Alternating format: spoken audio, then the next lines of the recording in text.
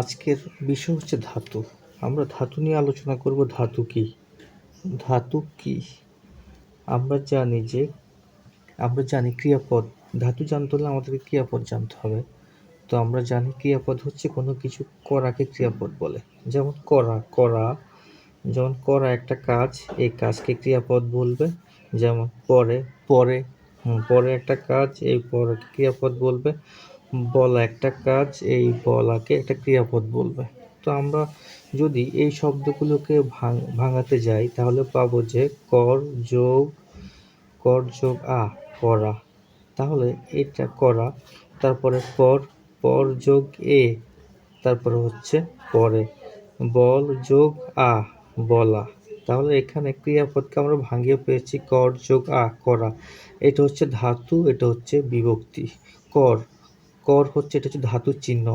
কর যোগ করা, পর যোগ পড়া, বল যোগ বলা। তাহলে এটা হচ্ছে ধাতু, এটা হচ্ছে বিভক্তি। ক্রিয়াপদকে ভাঙিয়ে আমরা কি পাচ্ছি? আমরা ধাতু আর বিভক্তি পাচ্ছি। কর যোগ করা, পর যোগ পরে, বল যোগ বলা। তাহলে কর, পর, বল, এগুলো হচ্ছে ধাতু।